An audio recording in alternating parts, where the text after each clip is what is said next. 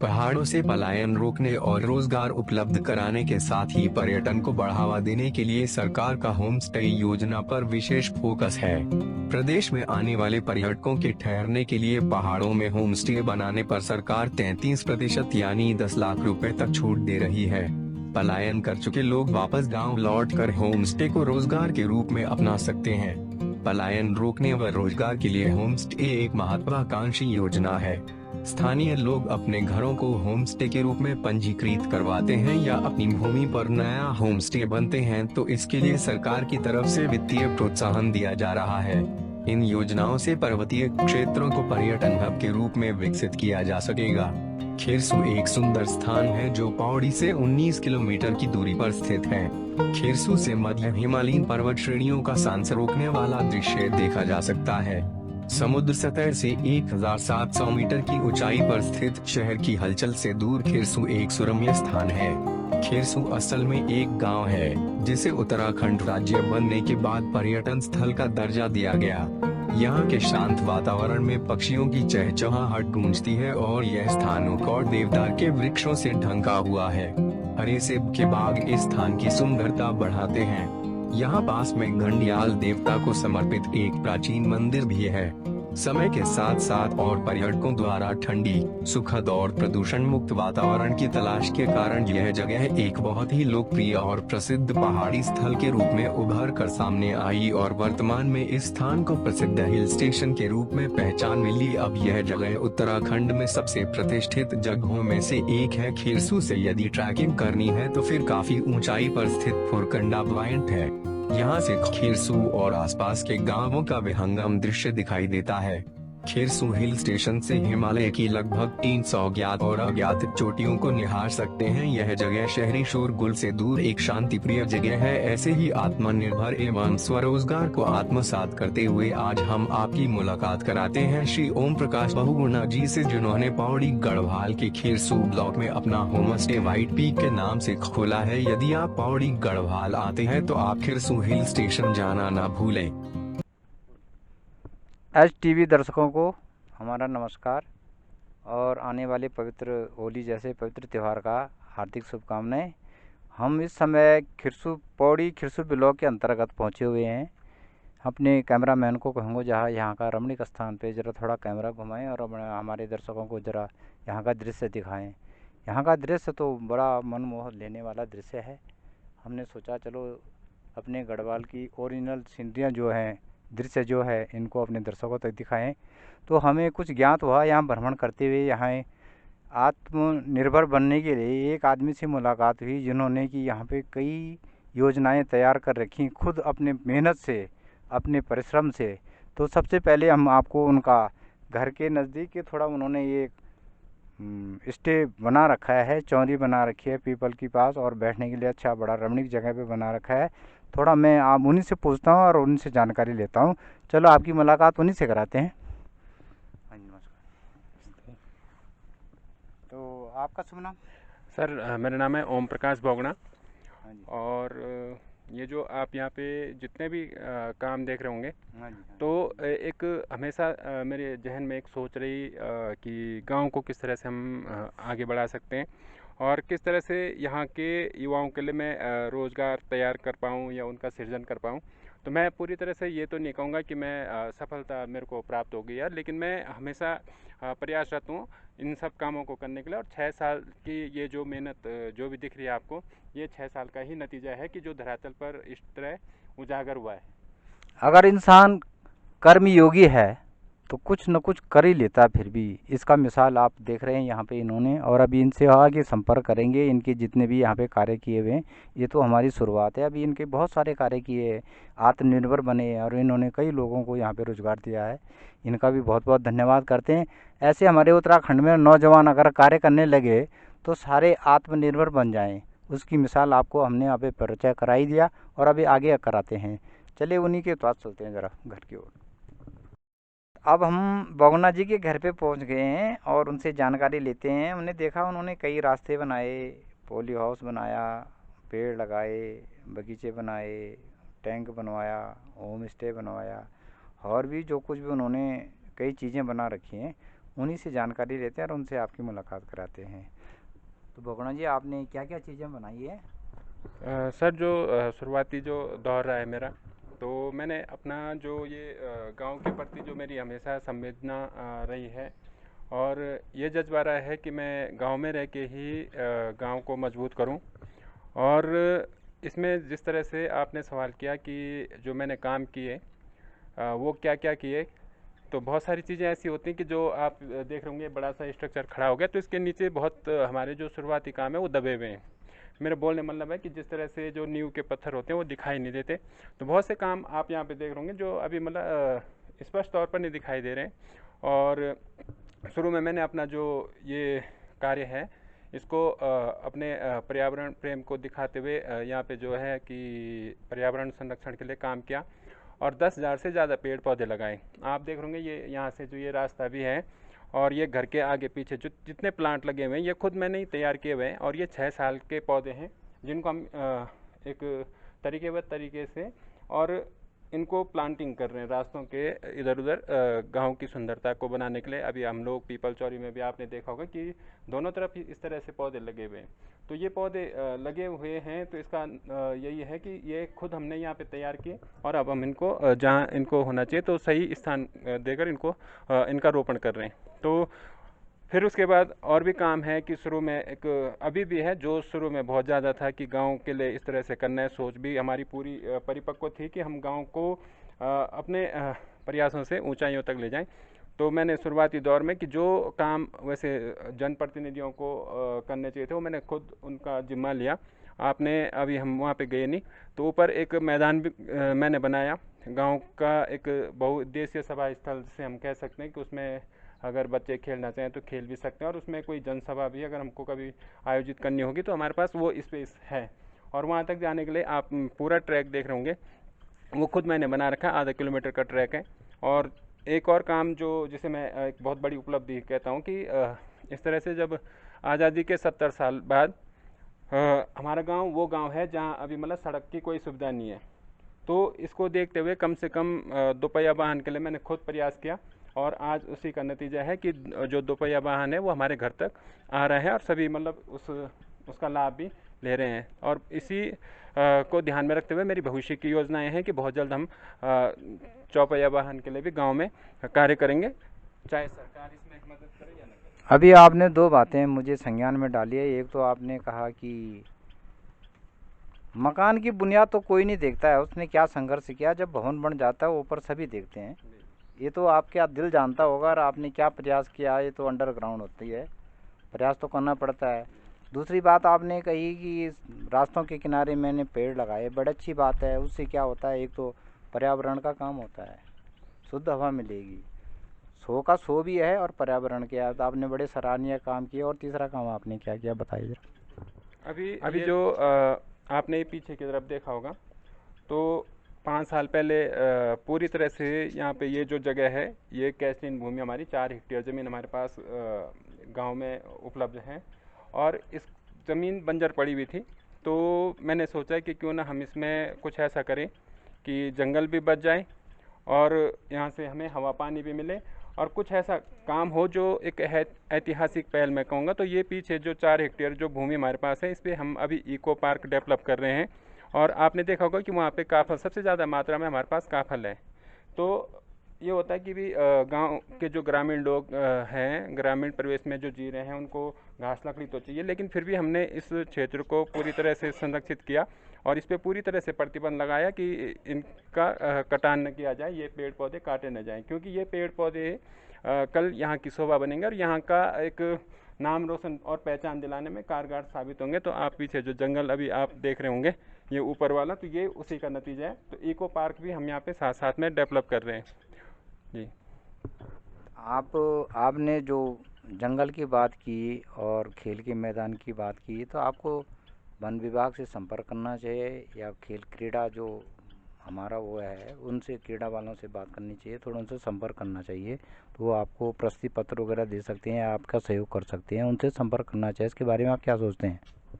देखो सर, अगर सच्चाई तो ये है कि जब शुरुआत में मैंने काम किया था, काम अपना शुरू किया था, तो ऐसा कोई जनप्रतिनिधि नहीं है जिससे मैंने अपनी ये मांग ना रखी हो या यहाँ की भौगोलिक संरचना की किसी को जानकारी ना हो। सबको मैंने अवगत कराया कि मैं इस तरह से ग्राउंड लेवल पे काम करना चाहता हूँ। लेकिन या तो ये हो सकता है कि उन जनप्रतिनिधियों को मेरे पे भरोसा नहीं था, या फिर उन्हें ये लगता रहा होगा कि ये खाली बजट को खपाने वाली बात है। लेकिन आज का जो स्वरूप है वो बदल चुका है, कार्य भी दिख रहे हैं और धरातल पर जितने काम हो रहे हैं वो सबके हित में हो रहे हैं। ऐसा नहीं कि सिर्फ एक व्यक्ति विशेष के लिए ही कार्य किया गया हो। चाहे मैं आपको ये स्पष्ट तौर पे बताना चाहूँगा कि जितने भी काम किए गए हैं वो निस्वार्थ भाव से मैंने किए, और वो मेरा एक पहाड़ प्रेम या गांव प्रेम आप कह सकते हैं कि जो मतलब हमेशा मेरे अंदर रहेगा, और वही मेरे को एक नई ऊर्जा देता है काम करने के लिए। और इसी ढंग से मैं अपने कामों को यहाँ पे अंजाम देता रहा हूँ और आगे भी देता रहूँगा। तो बहुगुणा जी ने ये सराहनीय कार्य करके एक मिसाल कायम कर दी कि आदमी अगर कर्मयोगी है तो बहुत कुछ कर सकता है। खिरसू ब्लॉक के क्षेत्र के सभी को उन्होंने प्रेरणा दी है। यहाँ तक कि मेरे ख्याल से उत्तराखंड के नौजवानों को उन्होंने एक प्रेरणा के रूप में मिसाल कायम कर दी है। और होना चाहिए, कर्मयोगी होना चाहिए आदमी को, कर्महीन नहीं होना चाहिए। अगर कर्मयोगी है तो बहुत कुछ कर सकता है। इसका उदाहरण तो आप अभी बहुगुणा जी के मुंह से आपने शब्द सुने, उनका कार्य आपने देखा, और अभी उनकी योजना क्या क्या है थोड़ा उनसे जानकारी लेते हैं। आपके साथ में कुछ बेरोजगार लड़के या कोई युवक जुड़े हुए हैं? जी, अभी मैं आप यहाँ पे देख रहे होंगे जिस स्थान पे हम बैठे हैं, तो ये एक मेरा ड्रीम प्रोजेक्ट है जो खाली यहीं पे समाप्त नहीं हो जाएगा। खाली होम स्टे बना दिया तो मतलब ये प्रोजेक्ट यहीं पर रुक जाएगा। बहुत सारी योजनाएं मेरे दिमाग में हैं, उसे आप मेरी कल्पना भी कह सकते हैं, और कल्पना को धरातल पर उजागर करना मेरी पहली प्राथमिकता रहेगी। तो इसी कड़ी में मैं आगे जो मैं काम करूँगा, एक तो हम यहाँ पे साहसिक पर्यटन को स्थापित करने की मैं सोच रहा हूँ। और ये आप यहाँ पे देख रहे होंगे कि जो हमारा ये मुख्य जो सड़क मार्ग है उससे ये जो स्थान है 1 किलोमीटर की दूरी पे है, जिसपे मैंने आपको बताया कि ऑलरेडी हम पहले से ही दोपहिया वाहन मार्ग इसको बना चुके हैं और बहुत जल्दी हम कार्य करेंगे। हालांकि इसके लिए सरकार को भी हमने कई बार प्रस्ताव दिए हैं और आश्वासन भी मिला है। अब वो अलग बात है कि वो काम ग्राउंड पे सरकार के माध्यम से होते हैं या नहीं होते हैं, लेकिन हमें ही माध्यम बनना पड़ेगा एक तो उस कमी को पूरा करने के लिए। दूसरा यहाँ पे क्या है कि साइकिलिंग भी हम अगर हम इसको पर्यटन और साहसिक पर्यटन की मैं बात कर रहा हूँ तो साइकिलिंग का बहुत अच्छा स्कोप मैं यहाँ पे देख रहा हूँ। और इसी तरह से यहाँ पे रॉक क्लाइंबिंग का भी हमारे पास अच्छा प्लेटफॉर्म है। अगर सरकार और विभागीय अधिकारी मेरी इस बात पे ध्यान देंगे तो बहुत जल्द मुझे लगता है कि वो दिन दूर नहीं है जब इस तरह से हम यहाँ पे साहसिक पर्यटन को भी स्थापित करेंगे। साथ ही साथ मेरी एक और योजना है कि समूचे क्षेत्र में, एक तो हमारे पास जगह का अभाव होता है, ग्रामीण इलाकों में जगह नहीं हो पाती है, तो जगह नहीं मिल पाती तो उसका एक रिजल्ट ये आता है कि कई सारी योजनाएं हमारी फेल हो जाती हैं। और हमारे पास यहाँ पे अच्छा खासा स्पेस है, अच्छी खासी जगह है जिसको हम अच्छे से अगर यूज़ करना चाहें तो उसमें बहुत कुछ हो सकता है। तो अगला स्टेप हमारा ये होगा कि हम अपनी ग्राम पंचायत में इस बात को भी अवगत कराना चाहूँगा कि जो हमारी धर्मपत्नी है वो भी इस टाइम प्रधान है। तो निश्चित तौर पे अब मुझे पूरा सहयोग भी मिल रहा है और जो हमारी योजनाएं हैं वो सार्वजनिक योजनाएं हैं और उसी का नतीजा है कि आज ग्राम पंचायत हो या अन्य ब्लॉक के जो अधिकारी हैं या जनप्रतिनिधि हैं वो सहयोग के लिए हमें आश्वासन दे रहे हैं। आपने जो होम स्टे बनाया है सारा बड़ा अच्छा बना रखा है यहाँ पर, ये आपने अपने मेहनत से बनाया, अपने जेब के खर्चे से बनाया, किसी विभाग से आपने सहायता ली क्या? सर, मैंने आपको ये पहले ही बताया कि किसी भी तरह की विभागीय जो सहायता होती है वो मुझे आज तक उपलब्ध नहीं हो पाई है और मैं 6 साल से काम कर रहा हूँ। तो इसकी जो नींव रखी गई थी वो 6 साल पूर्व रखी गई थी और ये पिछले साल अभी हमने इसको कंप्लीट किया। हालांकि इसका अभी इसकी कोई ओपनिंग भी नहीं हुई है, लेकिन फिर भी मेरे पास बहुत सारे ऐसे पर्यटक आ रहे हैं जो यहाँ पे एज अ पर्यटक रहते भी हैं और साथ में मुझे हेल्प भी करते हैं। आप मतलब उनसे भी आप मिल सकते हैं, यहाँ पे बैठे हुए हैं अभी जो आए हैं और आते रहते हैं। तो इस तरह से मुझे सहयोग भी मिल रहा है। और आपने एक बात कही कि अन्य जो मतलब कहीं विभाग से, तो विभाग से मैंने कई बार कोशिश भी की कि मुझे भी थोड़ा सा लाभ मिले, लेकिन वो हालांकि वो नहीं हो पाया। और मैं अपने आप से संतुष्ट हूँ कि जो मेरी मेहनत थी वो आज रंग ला रही है। और आगे मुझे पूरी उम्मीद है कि अगर सरकार की नज़र में या जनप्रतिनिधियों की नज़र में इस तरह का हमारा कार्य अगर आता है तो वो निश्चित तौर पे हमें कुछ न कुछ हेल्प और इस क्षेत्र के लिए विकास रूपी कार्य जरूर करेंगे। अगर पर्यटन विभाग अगर हमारे STV चैनल को देख रहे हों तो बहुगुणा जी ने जो यहाँ पर सराहनीय कार्य किए हैं पर्यटक स्थल बनाए हैं, रास्ते बनाए हैं, चौराहे बनाए हैं, तो अवश्य उनकी थोड़ी तरफ ध्यान देने और उनकी सहयोग करने की कृपा करेंगे। और अगर आप विभाग से कुछ कहना चाहते हैं? विभाग से मैं यही कहना चाहूँगा कि मैं अपनी बात नहीं कर रहा हूँ, हम जैसे बहुत सारे युवा हैं जो अपने अपने क्षेत्र में और अपने अपने गांव में इस तरह की योजनाओं को धरातल पर स्थापित करना चाहते हैं, लेकिन वहाँ पे बात यहीं पीछे हो जाती है कि जो विभागीय अधिकारी हैं या जो जनप्रतिनिधि हैं उनको वो शुरुआती दौर या उनका वो कार्य दिखता नहीं है जहाँ से वो शुरू कर रहे हैं, तो उनकी ओर ध्यान देना चाहिए सरकार को और हमारे विभागीय अधिकारियों को, ताकि हर एक गांव को सक्षम बनाए। अगर मैं एग्जाम्पल दूं अपना, तो मैं अगर अपने गांव को इस तरह से आगे ले जाने की सोच रहा हूं, तो दूसरे गांव में किसी एक गांव में कोई न कोई व्यक्ति विशेष ऐसा जरूर होगा जो अपने गांव को ऊंचाइयों तक ले जाना चाहेगा। प्रेरणा का स्रोत तो कोई ना कोई बनता ही है, बगल वाले को प्रेरणा मिलती है कि इसने कैसा कार्य किया, उसका मनोबल बढ़ता है। आपने उत्तराखंड के नौजवानों का प्रेरणा दी है, उनका मनोबल बढ़ाया है, और आशा करते हैं कि आपके साथ और जुड़ें और लोग आत्मनिर्भर बने। अगर आप इसमें आप अपने सही साथ में किसी और को जोड़ना चाहते हैं जिसके बारे कोई आपने सोच रखा है क्या?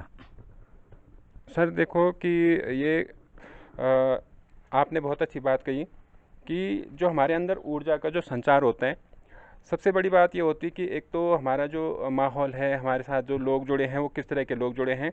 तो निश्चित तौर पे मैं ये कहना चाहूँगा कि जो सकारात्मक सोच रखते हैं, मतलब हर आदमी की एक सोच होती है, विचारधारा अलग होती है, तो जो एक मतलब स्पष्ट विचारधारा के लोग होते हैं और जिनकी सकारात्मक सोच होती है, तो इस तरह के लोग अगर आपस में एक दूसरे के कांटेक्ट में रहेंगे तो निश्चित तौर पे विचारों के आदान प्रदान से भी काफ़ी हमें हिम्मत मिलती है और ऊर्जा का संचार होता है, और वही ऊर्जा हमारे धरातल पर काम करने में कारगर साबित होती है।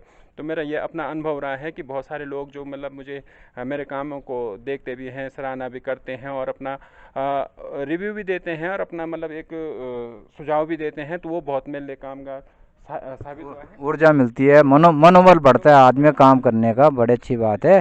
तो ये थे, पूरा नाम आपका? ओम प्रकाश भगवान। ये थे ओम प्रकाश भगोना जी, जो खिरसू ब्लॉक के नज़दीक रहते हैं, और इनका पौराणिक घर तो काफ़ी दूर है, यहाँ से थोड़ा नीचे है, लेकिन इन्होंने एक होम स्टे बनाने की योजना बनाई है। यहाँ पर पर्यटक स्थल बनाया है, रास्ते बनाए हैं, चौराहे बनाई है, अगर कोई घूमने वाला आए तो उसे कोई दिक्कत ना पड़े। और उन्होंने एक मिसाल कायम करके दिखा दी है कि अगर आदमी कर्म करना चाहे तो कर सकता है। इस कोई ऐसा नहीं कोई इंसान कोई मंजिल छू न सके, प्रयास तो करना ही पड़ेगा और आत्मनिर्भर उसी से बन सकता है आदमी। धन्यवाद। मैं हूँ परमानंद कुकरेती और मेरे साथ सहयोगी हैं विजेंद्र रावत जी। यहाँ होम स्टे पे एक आदमी दिल्ली से आके ठहरे हुए हैं, जरा इनकी विचारों की जानकारी लेना चाहते हैं और उन्हीं से बात करते हैं। इनकी विचारधारा क्या क्या है, क्या क्या करना चाहते हैं, किस तरह सहयोग करना चाहते हैं, सारी बातें सारी जानकारी उन्हीं से ले लेते हैं। आपका नाम? हाँ, मेरा नाम शिवराज चौहान है। नमस्कार। मैं यहाँ दिल्ली से आया हूँ, तो मैं यहाँ पे एक हफ्ते के लिए रहने आया हूँ। मेनली मैं इनके साथ एक वेबसाइट के थ्रू जुड़ा, इनके प्रोजेक्ट के बारे में जानकारी मिली, मेरे को अच्छा लगा। एक नई चीज़ देखने को मिली कि गांव के लोग इस तरह अपने गांव का विकास के लिए योजनाएं बना रहे हैं। और क्योंकि तो इनके प्रोजेक्ट पे अभी मैं इनकी सहायता इनके जो गार्डन है उनके उसमें करा कि ये कैसे इसको और अच्छा बना सकते हैं, और जो इनके गांव का स्कूल है उसमें बच्चों को इंग्लिश और कंप्यूटर्स उसमें थोड़ा हेल्प कर रहा हूँ। सो मेनली मैं सिटी से हूँ, तो मेरे लिए ये एक नया अनुभव है यहाँ उत्तराखंड के लोकल। इनके कहने से पता लगता है कि ये दिल्ली से यहाँ आ रखे हैं। सारे भारत में जो कोरोना जैसी महामारी पड़ी है उसके दिशा और दशा बदली थी, तो ये दिल्ली से यहाँ पर आ रखे हैं और मेरे समझ से तो ये देखना चाहते हैं कि उत्तराखंड की दिशा और दशा अब कैसी हुई है, तो उसका ये चयन कर रहे हैं। इनको ये स्थान बहुत अच्छा लगा और यहाँ पे स्टे करके जानकारी लेना चाहते हैं। बहुत अच्छी बात है और सराहनीय का कार्य कर रहे हैं आप। हम चाहते हैं कि आप पूरा उत्तराखंड घूमो और आपको इससे भी क्या पता हो सकता है अच्छी अच्छी जगह मिल जाए। और आपका भाई साहब से भगोना जी को क्या क्या हेल्प करना चाहते हैं आप?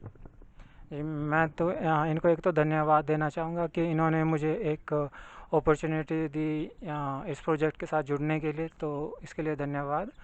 और मैं इनको आगे के लिए शुभकामनाएं देना चाहूँगा कि इनका प्रोजेक्ट और बढ़े, मेरे जैसे और लोग आके जुड़े, क्योंकि जब बाहर के लोग आते हैं तो वो अपने साथ एक नई अपॉर्चुनिटी और नया अनुभव भी लेके आते हैं। तो जब यहाँ के लोगों में जब वो अनुभव आएगा तो इनकी विचारधारा में भी थोड़ा बदलाव आएगा, थोड़ा ये और समाज से भी जुड़ेंगे, बाहर की चीज़ें जानेंगे।